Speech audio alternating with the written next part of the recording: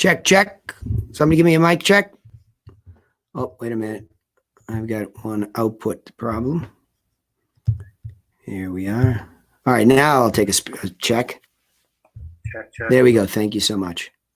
All right, let's get this rolling.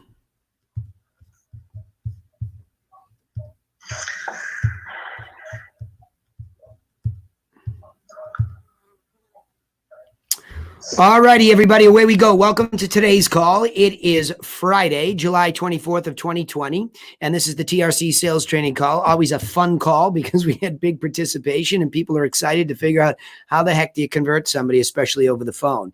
So I'm going to go right at it to try to make the best use of the time and say, I'll go into my email and I will look at which one of you have sent me. I know my diligent players will have sent me something, but I'm willing to hear from you while I look it up to say who has sent me a recorded call that they would like me to go through. Hey, Danny. Yes, Paul. Hi, Paul. I couldn't send you the recording because I'm probably downloading, but I can play it for you whenever you want to put it. That would be wonderful. Let's go right to it then in that case. So I think my speaker should pick it up here, Paul. So you want to give me context before we get after it? Just a package she got out this week. I haven't listened to the whole thing. I listened to the first 5 or 10 seconds, and I had to do something else today. Okay. When you're talking to her about this stuff, you know, and I don't know if Sam's on with us. So I don't like to talk about. She's on. She's sitting 5 feet away from me. Hi, Sam. So when you guys are talking, the idea is to continuously, and Autumn and I were talking about this just now. The idea is to continuously evolve and improve, right? To learn. To go through the tough times and evolve and learn why. So Sam, what I said to you over the last couple of weeks is, you know, your case last week was much more so about, hang on. You guys thought you were being rude. Or you thought you were being rude. And that's furthest from the case, right? Because I told you your tone will belie what kind of person you really are. So if your tone is pleasing on the phone and you're pleasant to people, and that's great. You will have bad moments like Autumn had the other day, took a couple of beatings on a couple of, you know, probate calls, but your tone is enough, right? There's nothing wrong with you. Because if you start to let the perception of what you think is the best way to be pleasant to somebody, you will get in the way of a system. And I wanted to clarify that for you. You're getting in the way of a system.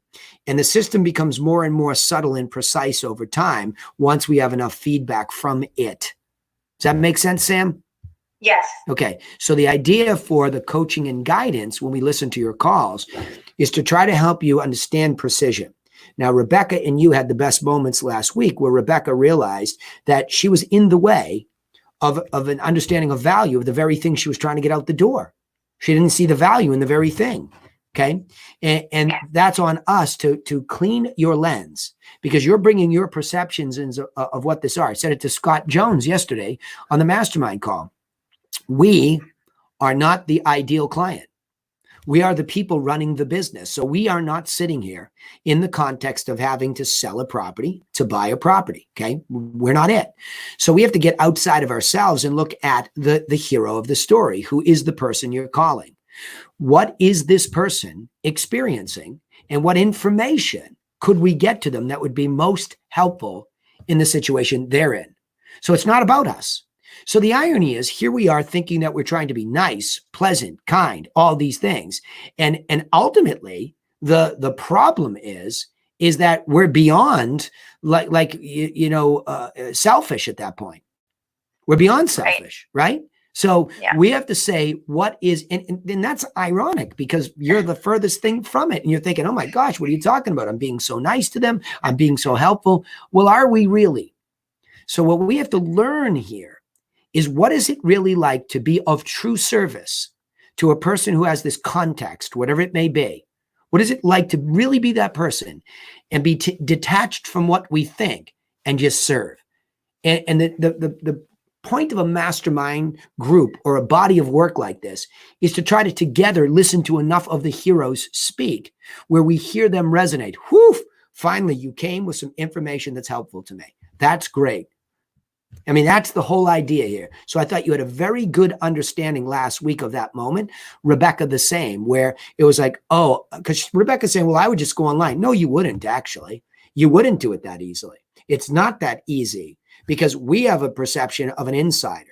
We have access to multiple listing service where this stuff is at our beck and call. It's right there. We know how to use the search function. We can pull up the solds, the pictures, details, and everything right there.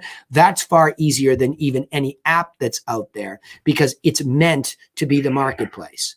So getting those properties up on a screen, curating and organizing them, okay, meaning taking the ones that were a little bit above and a little bit below that particular property, pulling them, printing them, putting them in a package with a copy of a plan that helps you make sense of what those things mean against your own plan is extremely helpful and extremely rare that anybody would ever do that.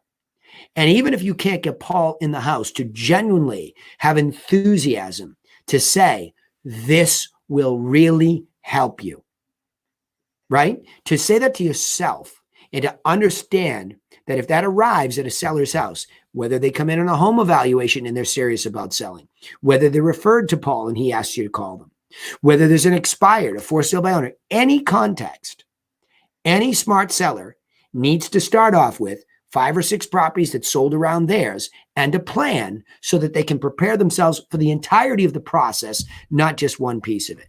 Got it? Got it. Good. Awesome. All right, Paul, let's roll the call. Okay, here it goes. I have a headset in, so if you can't hear it right away, I'll take my headset off and see if you can hear it better the other way. All right.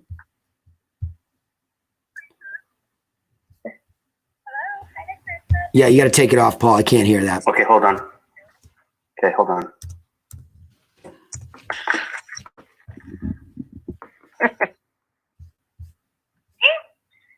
Sam.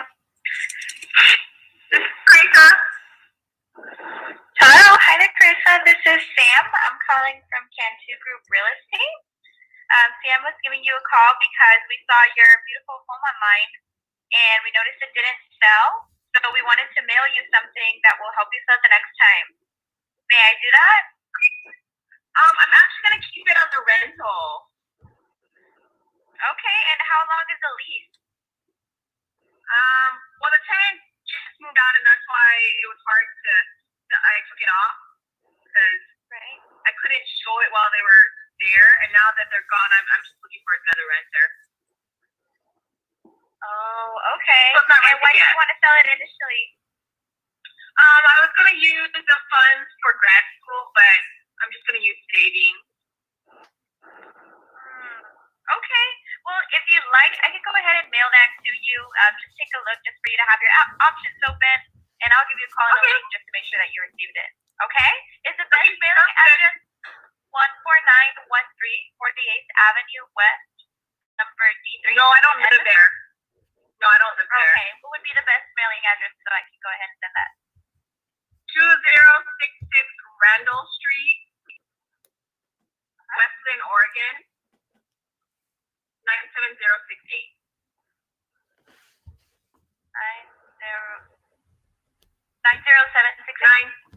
97068, yeah. Okay, perfect. All right, so let me send that over and I'll give you a call in a week just to make sure that you got it. Okay, sounds good, thanks. All right, good. Stop. Have a good one. Stop. Good. Bye. Good. Hold on, let me turn it off. Bye. Yeah. All right, Sam, here's what's better about this, okay? You're listening. It's obvious, you know? You can hear you're listening. You're not rushing through this anymore. You sounded more mature and professional. Like I can feel it. I can just hear what you're doing. You leveled up where you were mature. I don't mean as a kid versus not a kid. I mean as a telemarketer. I mean that as a maturity in the job, in the role, right? Is that when you became a listener in that phone call, everything changes because you kind of get there more naturally. Oh, really? Why are you trying to sell it in the first place? It didn't sound forced. It didn't sound scripted. It sounded like you were having a conversation with your friend and you got the answer. Well, I was going to fund grad school, but now I'll just do this. So, and I think it's probably still a pretty good thing that you get it out the door because, like what was the real problem? We don't know yet. But I think if you get it out there and you get that information out there, now when you call her back, you might take a shot, say, geez, I mean, you went to sell it. And what else did you learn as a listener, let's go even one more step up. When you listen to the end of the call, what did you recognize when you asked for the address? State the obvious. Where is she living? Hold on. Hold on. I don't know. Where is she living? I don't know. It's not there, is it? No. Where is it? Is it in the same? Some other place? Yeah. Far away. Far away? Yeah. Oregon, a whole other state. It's a whole other state. So that's the next thing to start listening for, which is your opening, right? Very subtle. And again, I know you're not from the States per se or have spent some time here, so I get it. But therein, Paul and Sam, you begin to become geographically aware. Oh, you don't live there? Oh, it's a rental? Where do you live? Oh, you live in Oregon? So if you had that context, you could have said, oh, really? That's not your address. Oh, you live in Oregon? Did you used to live in this place? You can start to reconnect her to the distance, which is probably why she originally sold it. I was gonna, go to grad school. Are you planning on coming back to Seattle for grad school? Again, this will come over time with maturity, right? In the job. But that was another thing to be listening for. So where you listened early on in the context of what you've been learning, take it a little bit further, where now all of a sudden you're listening to, she doesn't even live there. So there's opportunity there, right? Definitely. There's no doubt about it. There's an opportunity there where she may very well want to come back around and sell this thing because she's not there. So who's managing it? How do you manage it from Oregon? You're sort of agitating the conversation in a positive way. Oh, really? Do you manage it? Who manages it for you? Right? How do you do it from Oregon? Are you planning on coming back? Were you trying to come to school here? And again, I understand that's a lot. But what we're trying to avoid is that you did a great job. You're going to get the package out, but you should take some notes on what you're going to say when you call back. Say, I wasn't even thinking when you said this, you live in another state. You live in Oregon now. Is that right? We're going to come back down here?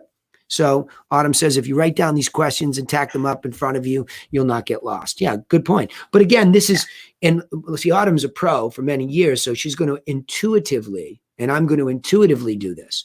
But you coming from Mexico City to the States, I would be the same if I went to Mexico City. I wouldn't have any geographic context.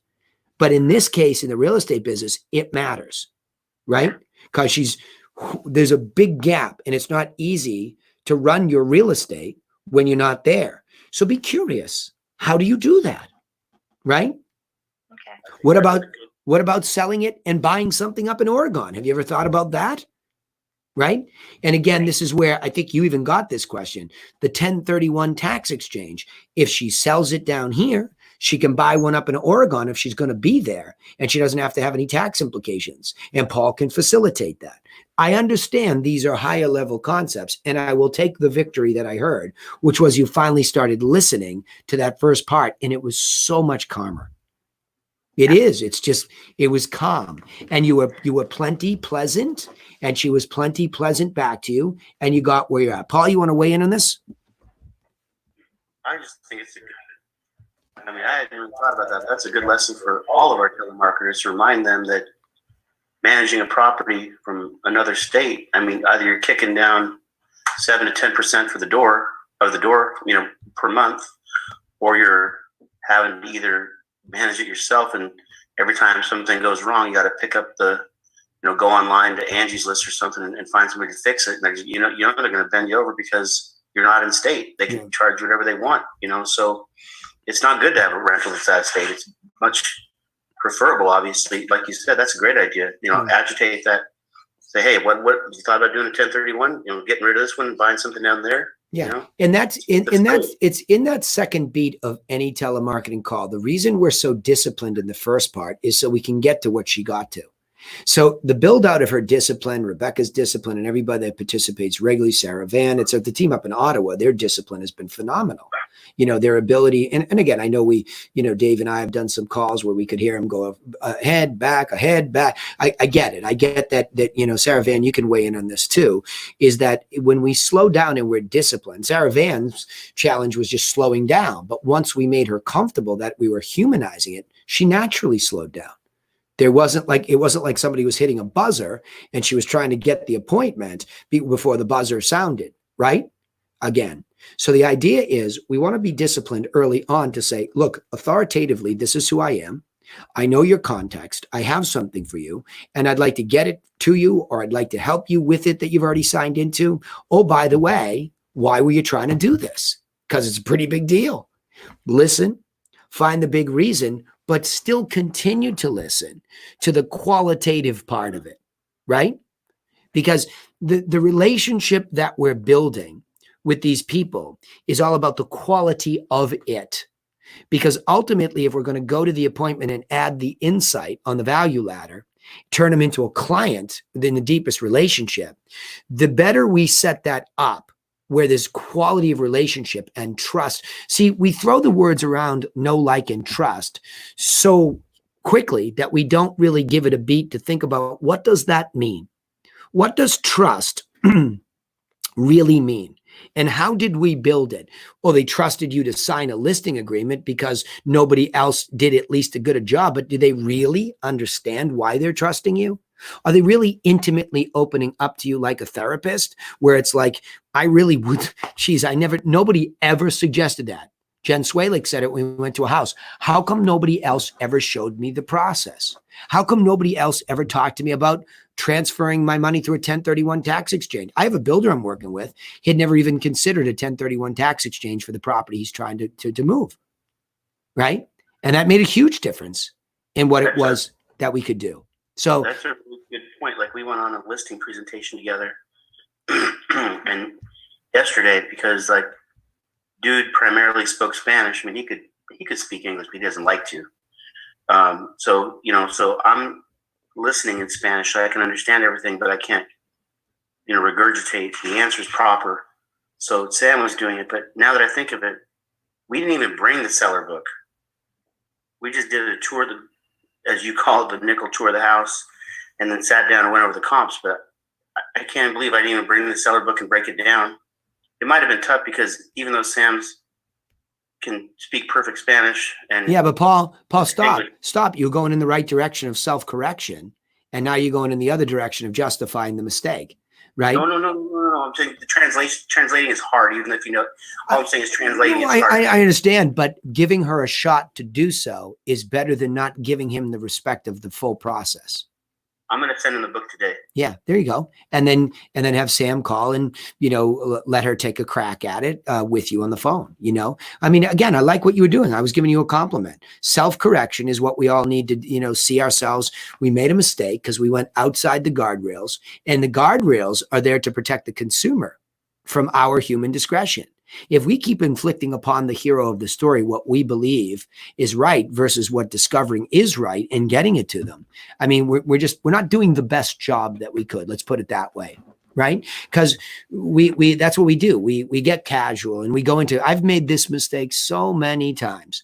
Now, the more I trained my brain to think system first, I give every hero when I visit with them, including when I first meet them at an open house, for example, I give every one of those heroes the absolute perfect systematic approach that I'm supposed to give them and that they deserve.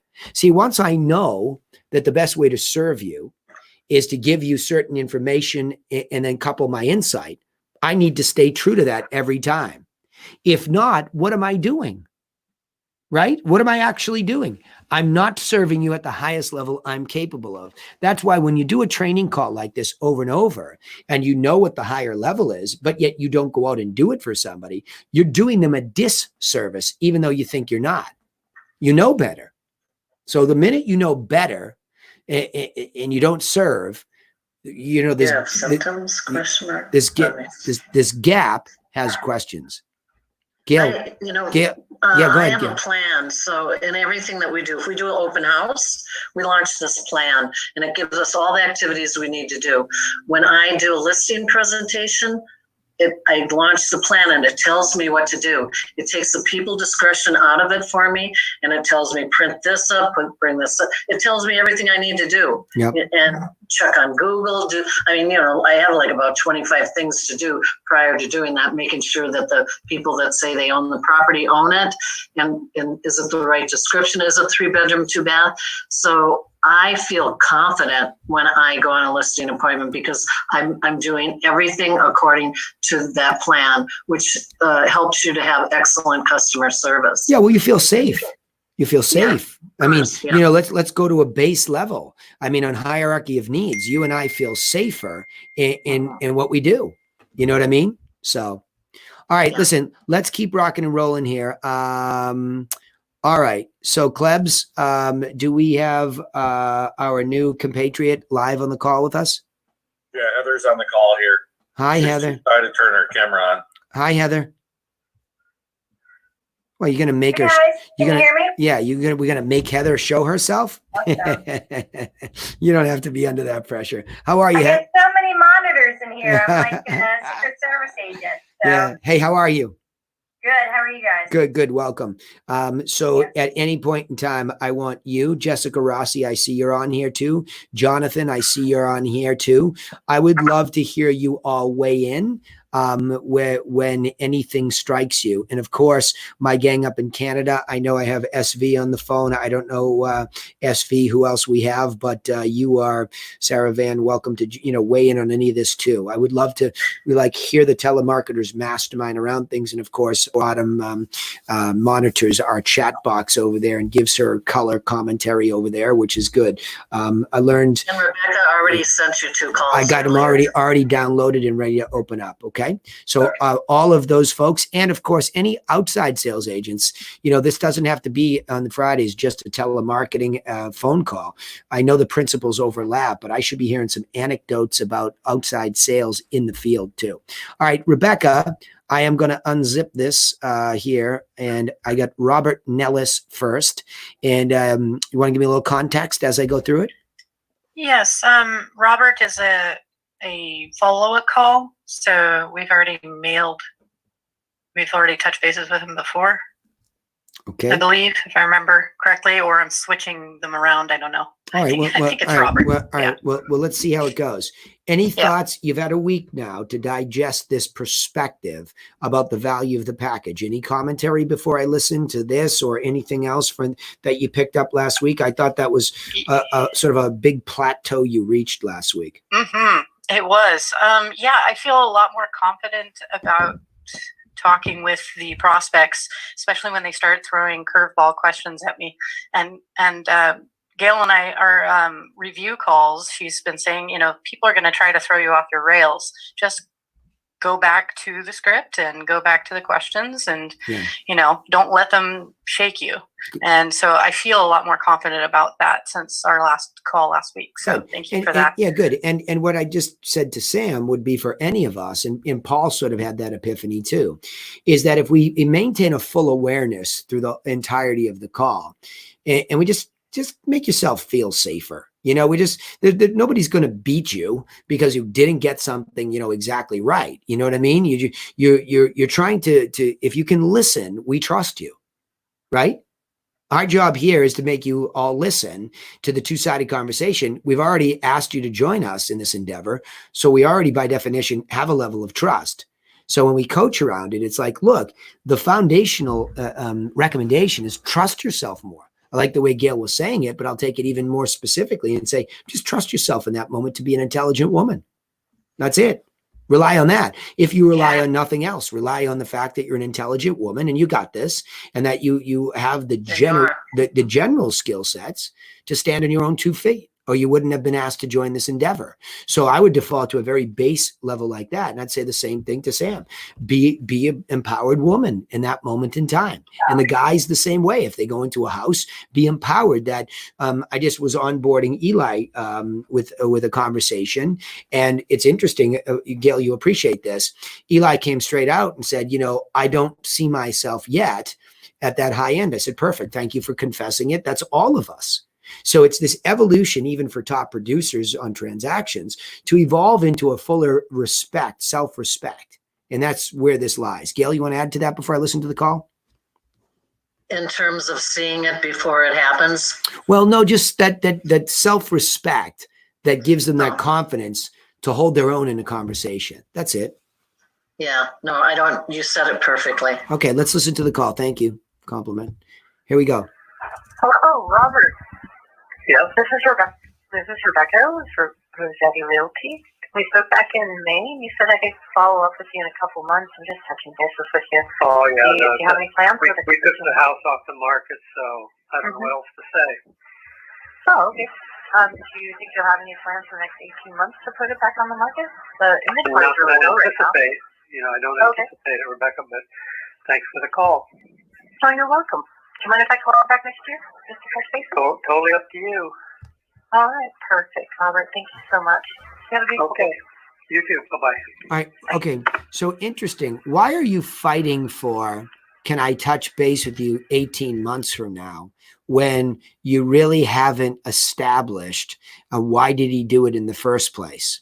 I mean, do you have notes on this guy? Let me go backwards. We did. Yeah, we did establish why he was selling. If I remember correctly, if I pull up the notes real quick, if I recall, it was because he has another property and that he was renting this one out, but I guess the renters are not there anymore. And so he was trying to put it on the market at the beginning of COVID, but then COVID happened. And so he took the house off the market. And then he's just been waiting to see what was going on. And he said, I don't know what's happening with COVID. Back in March, he said, I don't know what's happening in COVID, but if you want to call me back in a few months and we can discuss it then. So this was my follow-up call from that point. Okay. So I heard he was trying to do it, but I maybe I missed it. I didn't hear a why. He wanted to sell the house because the renters are no longer there. The lease was up. They'd moved out. Okay. And so did he re-rent it? Apparently, no, he hasn't re-rented it. Okay, so you're guessing. Well, because he didn't have, in the first call that I had with him, they didn't have any plans to re-rent it out. They wanted to sell it. So. Okay, why did Rebecca, I think you played the first call on this call. Yeah. We heard the first call on the sales training before, didn't we? Yes, we did.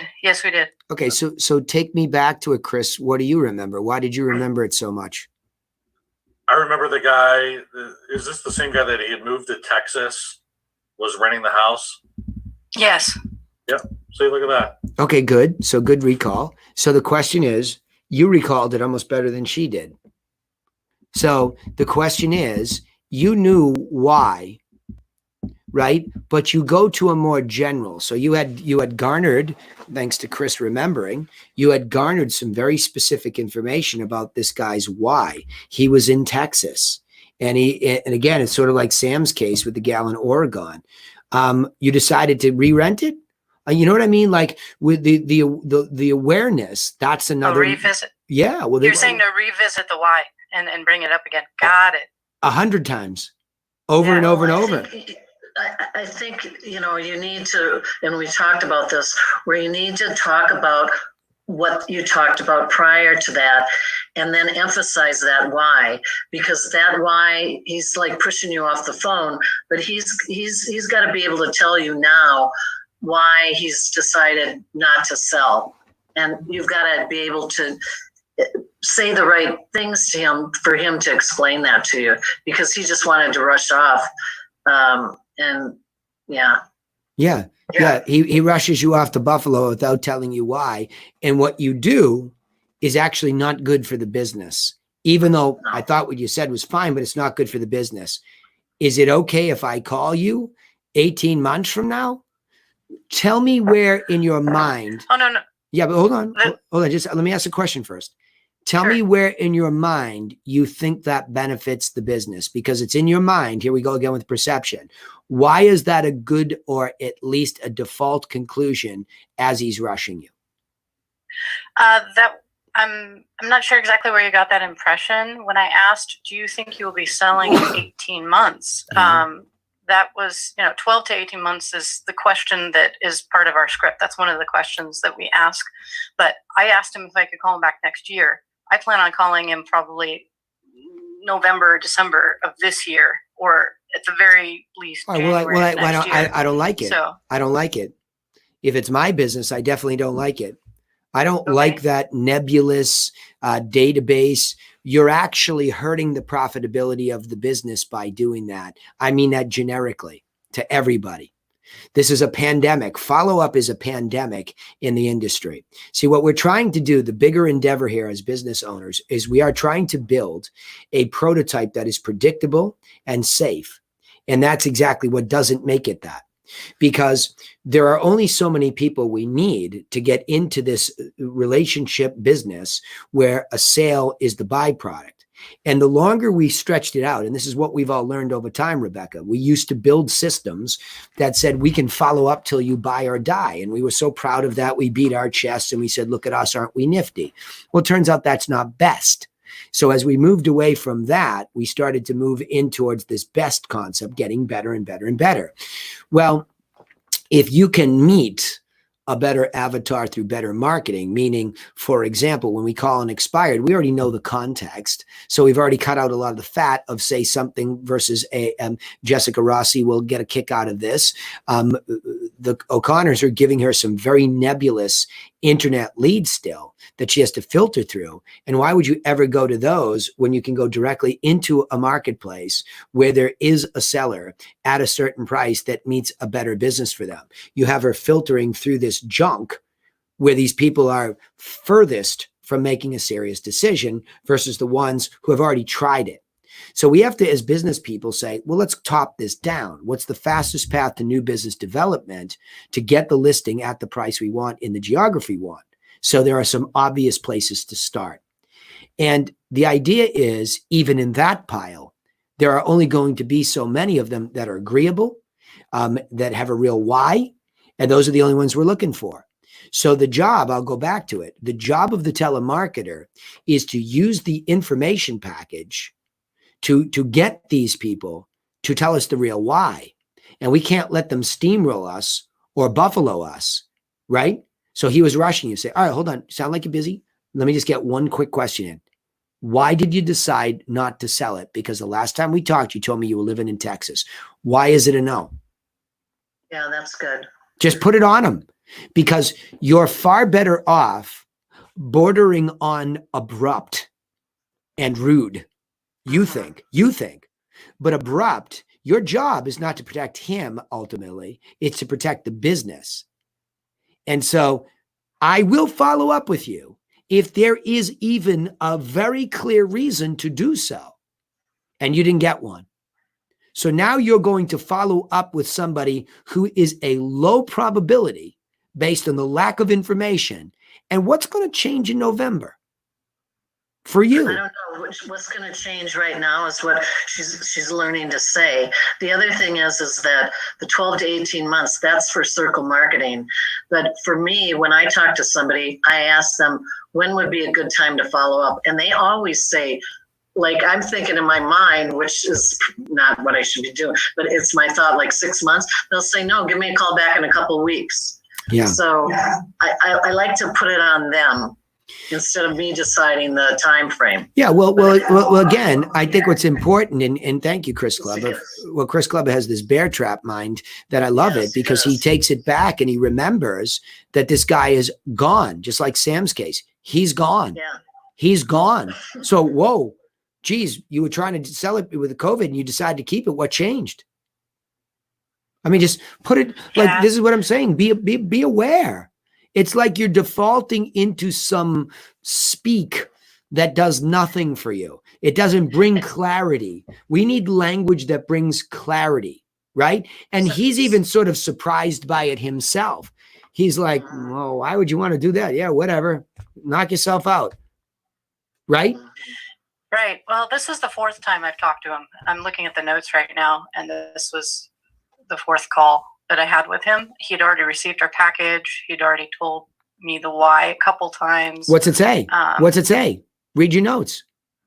Yeah. Let's see here. Robert wants some information about the company to be mailed to him, so he accepted the package, took the house off the market, and on the first call, he didn't clarify why he didn't want to answer the question, but he welcomed any information about the company to be mailed to him. That was the first call. That was back in November of last year, mid-November of last year. Get on. Go ahead, keep And then going. I spoke with him again the following week. He said he'd received the package, but he hadn't had a chance to look at it. He described the package that it was easily identifiable, so he'll take a look at it later. He thanked me for the package.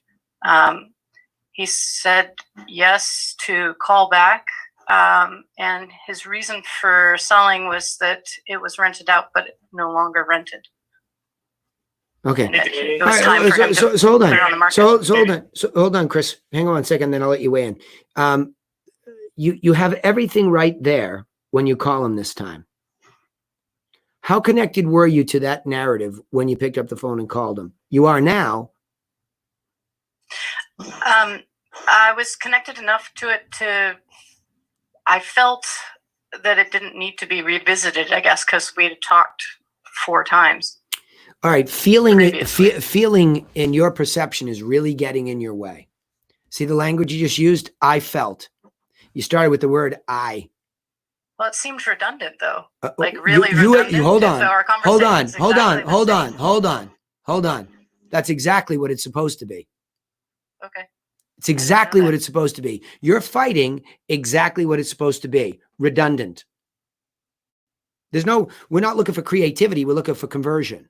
And so we're trying to zero base him every time. Zero base him. Remember why remember why you're selling. Well, what are you doing? You know what I mean? I was trying to be conversational. Yeah, for what? With him. For what? You're doing that on muscle. Conversational for the sake of conversational. For what? What do you think you're going to get out of that? The time when to call him back to get an understanding of what his time frame is. You know why you're not getting it? You know why you're not getting it? Because you're trying to do it that way. You're 4 deep with this guy and you still don't really know where you stand with him. You're 4 calls deep, about to go a 5th. If you consider the cost of the time it takes you to not be direct with this guy, you are now 5 calls deep with this guy and you still don't know whether or not he's a viable candidate to get Gail on the phone with him to tip him with insight. Go ahead, Chris. Come on. If you're 4 or 5 calls deep, and this is a training for Heather and everybody, if you're 4 or 5 calls deep, why are you not getting Gail or myself or the agent on the phone with this guy at that point? 100%. Because the 3rd call, he said no to talking to Gail, that he wasn't ready. That's why. Okay, he's not. You mean after he got the package or before? Yeah, after he got the package, he said he was not ready to speak with Gail.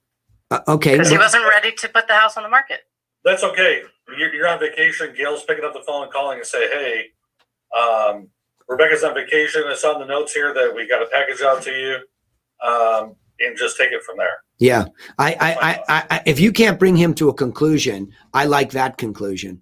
I mean, that's the job of every telemarketer. You've got to bring these people, even Autumn and I, as Autumn levels up her understanding of real estate, I was saying the same thing to her. Autumn, if she has a great conversation going on with a guy in Boston, she gets me the call, okay? I do the call, and I'm like, Autumn, kick this guy's door down. Tell him don't list with anybody else and get me in there physically. She gets off with me, she gets on with him, and she puts it on him directly. And she says it just like that.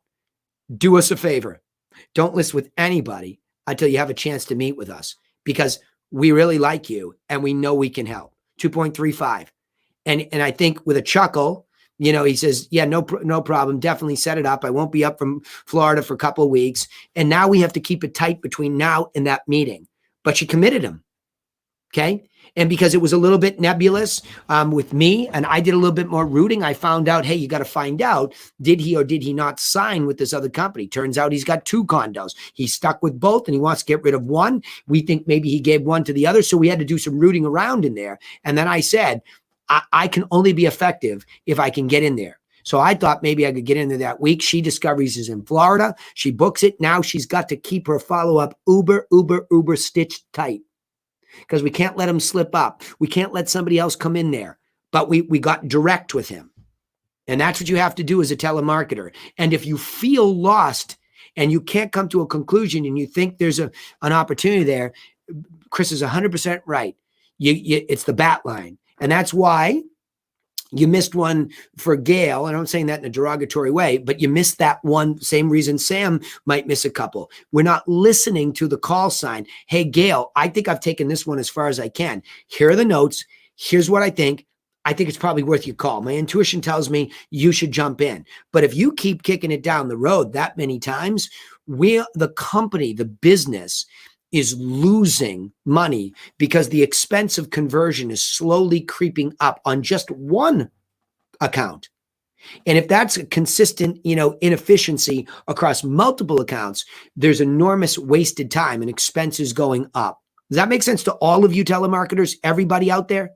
With that one, somebody like Paul Cantu is going to call this guy at the right time and get the deal. That's right. Well, that's our job. We're supposed to be good at that conversion moment. The filtering job to go through all these names, we get it. Okay. It's tough. Poor Autumn, got beaten up, on the phone a couple of days ago. And thank God she's a pro because she's resilient. We came back. It's why we like expireds better than probates. Because the probates have this perception. They don't even listen. They're freaking out. They're in a highly emotional state. I don't even like them myself, tell you the truth. They don't give us the exactitude that an expired can have. And none of them are easy. So the ability to cut to the chase in a professional yet pleasant tone, Sam, right? That's the idea. You gotta cut to the chase, because what we're looking for is, and we're going to be white knuckled waiting for you, right? So the idea is, and Heather, let me go to it for you as somebody new at this. And Wanda, I don't know if Wanda's on here today too, but the idea is, you've got to make sure that you are 100% understanding. You're supposed to be getting us on the phone or in the house anytime there's a real why. And so you don't have to keep fighting if the phone call is there easily. Or even if you're having trouble converting it, like Chris just said, give it back to us. Autumn had a great idea the other day. If you've run out of tarmac and you're a little bit lost, ask and give it back or push it forward, whatever that case is. Do something that convert. Do something. Gail, you want to weigh in on that? Rebecca, you want to comment on that? Yeah, I'm glad that we're reviewing this call because, I don't get calls like this very often, but they do happen. And now I know better how to handle this particular account. Well, Rebecca, but I do want you to see that it's actually a global pandemic in this business. So it's not just this type of call. All the follow-up calls are like this. They all fall into this category. It's almost like, here, do this, all of you. When you make your follow-up calls, I want you to imagine that there's a red light, an alert waiting to go off. If you make a good, decent first call, the offer of information is accepted, the delivery takes place, and you are following up. I want you now imagine a big red light alert in the corner of the room. That if you are not able to get very clear with this person as to whether or not you are going to be able to upsell the insight call or the insight meeting on top of the information, a red light goes off. Okay. There is sometimes a legitimate reason. 18 months, get rid of that in your head. It's too long. Even though we have systems like Infusionsoft and other database technology that can keep us in line with somebody that long, it's not optimal. We're looking for 6 months and in. And if we go kicking and screaming, 12 months and in. If you don't have a real reason to do something in those time frames, then we need to move on. because there are too many people that we can meet out there in our marketplaces that do have that context. And they do become clients sooner. And they do become part of our revenue generation sooner. And we need to focus on them first, not this nebulous thing way out there. That's not the job. The red light should be going off. If we have talked to somebody that many times, something's not right. And it could be something that's not even about you, like Jessica Rossi and I are talking about this. If Jessica Rossi is getting all these nebulous, like, this concept of this partial lead for home evaluation is the most frightening thing I've ever heard having somebody pursue. That's not even a subscriber. That is the most whimsical kind of flaunting thing. I'm not saying there's not money in there, but I'm saying on the level of priorities, oh my gosh, I can't even fathom having Autumn do something like that. I can't even wrap my head around it. It's so pathetically random that's the idea. So the problem could be on a lead gen front, and in that case, it is. So we have to prioritize this as owners and chief marketing officers to get you the best, setup for this real deal. But what's on you is that once you deliver professionally the way that we talk about here, and you get a yes to the info, the only reason for getting that out is to see when can I upsell you a call or upsell you a meeting. That's it. That's it. And if I can't do that, why can't I? I thought when we talked the first time, or maybe I missed it, I thought you had a real reason to sell inside the next 6 months, in worst case, inside the next 12 months. Was I wrong? Ask it that way, because you could never be in trouble, quote unquote, for being that direct, according to any of us that, are waiting for you to get these appointments. Make sense? Really important subject. It sure does. Yeah, I love these calls because they really give me like a better insight to like how to stay on track. And I didn't realize I've done telemarketing before, but this is definitely unique. It's different than, solar or any of the other stuff that I've done before. So the timeframes are different, and each client has a unique need to sell or whatever, wait if they want to. And I want to serve people correctly. I want to also connect them with Gail if they're the right avatar.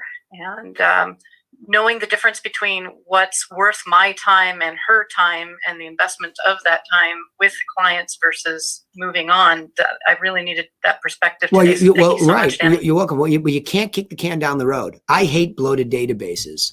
I mean, I have to be the protector of that. Heather, does that make sense too? Since it's the first time you're kind of seeing this, one of the things that I want to talk about, and anybody who's brand new, I talk about this right now. You've got to not do what you perceive.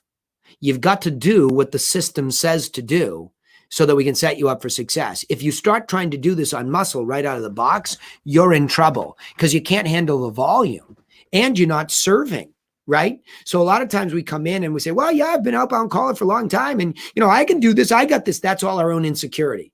Got to check that at the door. You got to bring your talent in and say, okay, like Rebecca just said, I don't know real estate. So I'm going to trust that this guy or this gal has this system that works. I'm going to read it, because when you do it that way, it's my fault. It's Chris's fault. It's Gail's fault, right? We need to fix it. But if you just do it the way it's supposed to do, and you can hear with us, see, Sam, Rebecca, you've already gotten to the next level where the qualitative part of this is, what's your database look like? What does it look like? Can you go in there and tell us why you're following up 4, 5, 6 times or something? You better be able to justify that. You better be able to. And like Chris says, why are you on 5 and I haven't heard about it? 4 even, 3, 2. The alarm goes off after the second call. If you weren't clear that the only reason they won't get on the phone with us or meet with us is that truly they need a couple of months, we better see that in the notes. If not, you better bring it here and figure out why you're getting abused on the phone and the tail's wagging the dog. Chris, that cool? Make sense? And Danny, just in a couple of days of working with Chris, I'm sure he realizes I have no problems passing things off to him, right, Chris? Yeah, I get that. Yeah. Chris, what would be your biggest concern for Heather in this context in the beginning? What's the biggest concern? Because you've been on all these calls, you know exactly what this process is like. It's been hard enough to get Heather, get the system in place. What's your biggest concern? Yeah, I don't know if it's really a concern yet. The biggest thing that we need to focus on is exactly what you said: sticking to the script, sticking to the plan, hitting those beats. Because I agree, it's really important. I've heard Heather on the phone. She's great. She's charming. She I don't think she's pissed anybody off yet, which is good. But just sticking to the beats. And if you want to walk through that and the importance of it, I do. To help reiterate it, Yeah, I appreciate that. 100% I do. And again, I so appreciate Patrick and Steve, the owners of Premier Team, who Chris, is with. Those guys took an hour of their day just to humor me so that I could do so with them. So I'm going to, let me get into this for a second here. Hang on one second. I want to make sure I show both screens. Bear with. Let's do this. And let's do this. Hang on one second. Sorry, I have to share two screens, so hang on. All right. I'm going to open this up and tell me when you can see the script. Can you see it? Yep. Okay, good. All right. So Heather, you're in my hot seat. So the idea here is what we've been talking about a lot is a value ladder. Where do we all stand on the value ladder? Well, the primary core person who is trying to run this whole thing is responsible for positioning not only themselves, but the group, the team, the company as the market expert in a certain area. So we start off with this general, how's the market, guys? So we do a market report. Okay, that positions us as, hey, we're in the real estate market answering that question on a regular basis. But then within that marketplace, we're looking for listings and we have to find listings from people we don't know, even though we're going to get referred, et cetera. We need to always know, how can you do business with people you don't know on the listing side?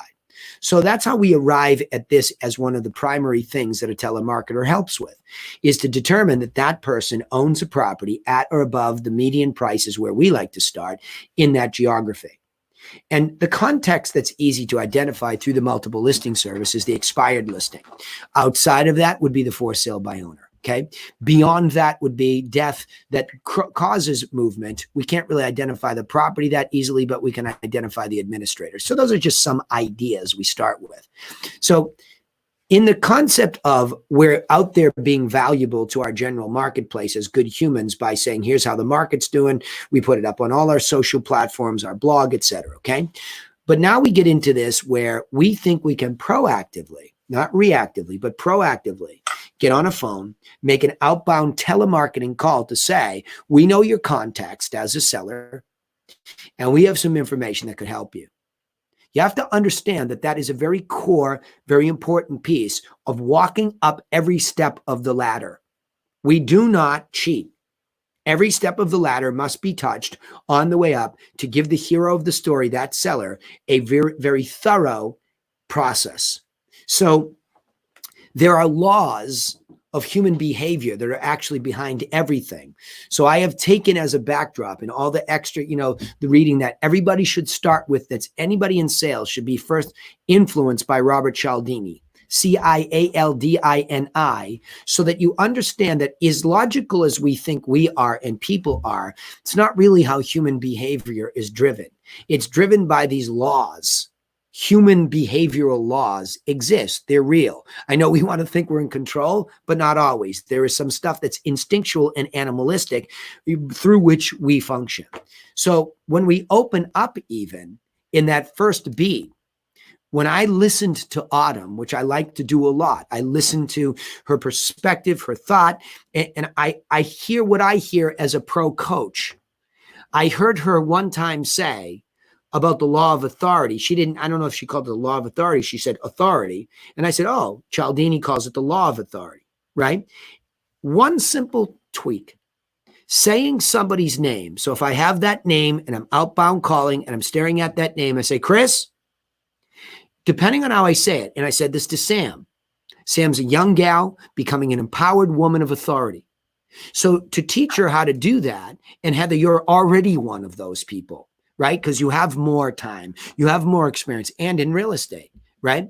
So to be able to take that authority without being, overly aggressive as you move your New Jersey walk down to, Lake Norman, we have to make sure that we fit the suit a little bit, but we don't lose the authority. Heather, your name with a question mark is authoritative. We can still say it, Sam, pleasantly. Heather, this is Danny Griffin calling from Griffin Realty Group. The way that I ask you your name with a question mark and the way that I state mine and where I'm from is an authoritative moment. And it takes less than 2 seconds. The next part of this is we get into needing to trigger things. We need to give them the context of why this authority is calling. It's sort of like the police call you. Okay, Mr. Griffin, this is Mike Clark from the Barnstable Police Department. Okay, so I hear that there's some authoritative conversation that's about to happen, but I have no idea what context I have with him. So I lean in. They will do the same with you if you open up this way. I'm calling you because in Cialdini's book, he gives an anecdote. I believe it's about a copier, and that there's a long line at the copier. Of course, these are probably days gone by, but there's a long line at the copier, and everybody's waiting to use it. And they do this human experiment with people cut the line. But the one person that cuts the line and says, I'm cutting because, nobody really argues with it. So this trigger word, because, is very authoritative, and it makes us curious. It triggers something in our brain to listen. Why? Why are you in my world right now? Okay, this is why I don't like it, Sam, when you say, Danny, how are you, Danny? I have no idea who you are and whether you have authority. So now you're just an interruption. And there's no segue into the context. So now you make me believe that you are an inexperienced, unprofessional interruption. And you give me this window of time to hang up on you. That's why I'm telling you precisely why I critique your calls when I hear that. I'm trying to protect you from putting yourself in that kind of a situation. And if you, in a cocky way, vice versa, get on there and you do it because you say, well, I've been telemarketing. No, we're not interested in you if that's your thinking. We'll retrain you. We're trying to protect you from your internal thinking like that too. So whether it's too soft or too hard, hello, Dorothy, we're trying to find the bed just right. So, or Goldilocks, had my people wrong, Chris. So the next thing is, I'm calling you because now we trigger the law of likability. It's going to sound patronizing to you at first. You're going to think I'm phony. And if you know me, you know I'm anything but. I'm direct and real as they come. But I love real estate. I see the beauty in every property that I go to. You can show me a tear down and I'm going to see the beauty in the opportunity. I'm going to see the beauty in the lot. I'm going to see the beauty in it. So the next statement that I ask you all to make is authentically rooted in my love for real estate and its opportunity, for the people, for the hero. I'm calling you because I saw your beautiful home online and noticed it didn't sell. So I have triggered the because. You lean in. What's the context? I tell you the context. And I also complimented your property. And if I compliment your property, I compliment you as the owner. So the law of likability gets kicked in. I'm nice. I said something positive, and I also gave you the context, and I did not waste your time. Heather, this is Danny Griffin calling from Griffin Realty Group. I'm calling you because I saw your beautiful home online, and I noticed it didn't sell. 4 seconds, maybe? So when I come in and interrupt and I understand what the power I'm doing is, I'm coming for you, Mr. and Mrs. Hero, and I'm coming differently from anybody else because I'm using authority, I'm giving you context, I'm being likable, and I have something that's in it for you in the next line. So I'd like to send you something that will help you sell it the next time. And the very most powerful implication at that level, one, likability. I love real estate and I see beauty in every home.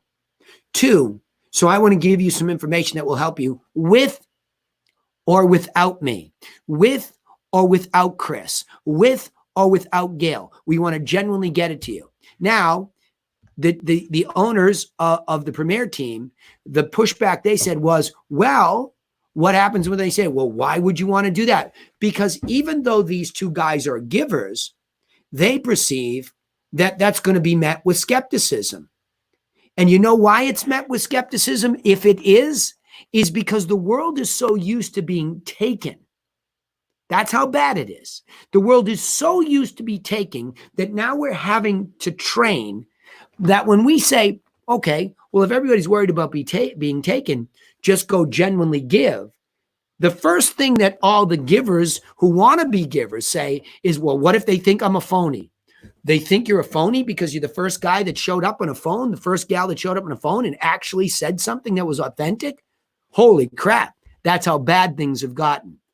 But that's not going to stop us from being the beacon of light through all this crap that says, no, I'm telling you, I really have something.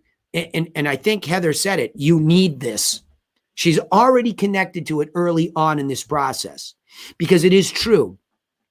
If you have a real reason to sell in this context, you need these 5 or 6 pictures of properties and their details that sold around you that you were competing with. And you need a better plan because yours didn't work.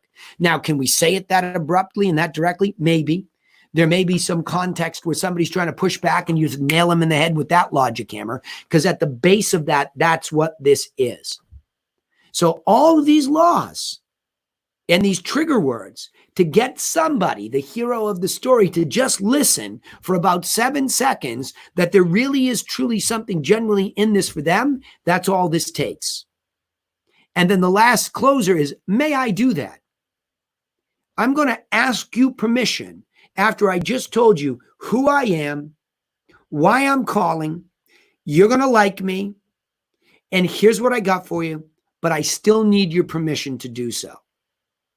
And the power of all that actually elevates you above all of this awfulness that the sales world, that the telemarketing world has been sucked into. We have been sucked into awful because we have become more and more and more selfish and less of a servant mentality. Yet we all can't wait to say we're in real estate because we love to help people. So the irony is, while the world falls down, let's try to be the beacon of light that rises up, and we got you this package. Now, that's a lot of explanation as to how deep and important this is to be rooted in that. Because if you are disconnected from that, then you are going to not sound genuine. And so my job is to train your brain over and over and over. Don't cheat the beats. Don't do this the way you think you should. Don't do it the way you perceive to be what's valuable. Understand, we are true cogs in the wheel. We're guides for the hero who does indeed need this stuff. Chris, you want to add to that? No, I like it, Danny. I don't have anything to add. Heather, you want to comment on that? Yeah, I'll just say sometimes the conversation gets derailed sometimes. And so what I'm learning to do and doing the best I can is to go back to the script. Correct. Derail me. Just keep trying to go back. And then I had the one guy I just spoke to on the thing lead. I'm going to hand it off to the appropriate agent. I got him to say yes, that he would let me send the packet, but he never asked what I was sending. So I just kind of worked there. This is what I'm going to send. And well, you don't need to. You don't need to. I appreciate that you did, but in this instance, because then I got his real why of he's retired and this and that somehow, and then just went back to follow up. All right. Well, hold on. Let's transition you. Let's train you. Yeah. If you go through this swiftly, may I do that? That's the next breath. Sure. Because some people would just trigger and say, sure. Great. May I confirm the best mailing address is this? Wonderful. All right. I'll call you next week. Here's the law of authority again. I'll call you next week to make sure you received it. Alternatively, they may ask you, well, what are you sending? right? If I could tell him I would call him next week and follow up, and he still didn't ask. So Yeah, but again, hold on, stop. We got some. Stop. Why did that matter so much to you? It's just because I'm trying to get back to the script. Because you what? I'm having trouble. You're echoing a little bit. I'm sorry, because I'm trying to keep with the script. Like, I was really concentrating on trying to keep going back to the script. Okay, hold on. It doesn't say to say what's in the package in the script unless they ask, what are you sending? Okay, got it. See? Okay. See, there's what I'm saying. In the beginning, when you're doing this, our perception is actually not reality. And that's why Chris asked me to put this up there. Reality is that we have beat the crap out of this script to keep it as close to conversational as possible, saying the least amount of words. And the only time we need to tell them what's in it is when they ask what's in it. Because what's actually going out the door is self-explanatory because it has a cover letter saying what's in it for them. And then the stuff is there. So all we do is we confirm it with them that the right address is, and then we re-invoke the law of authority. So we set up call number 2, no matter what happens next.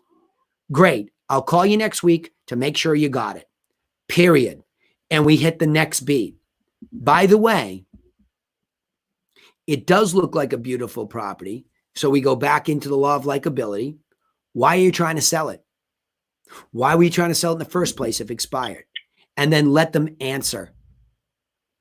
And they will read their mind aloud or they won't, depending on how they feel about what just happened in the first beat. Okay?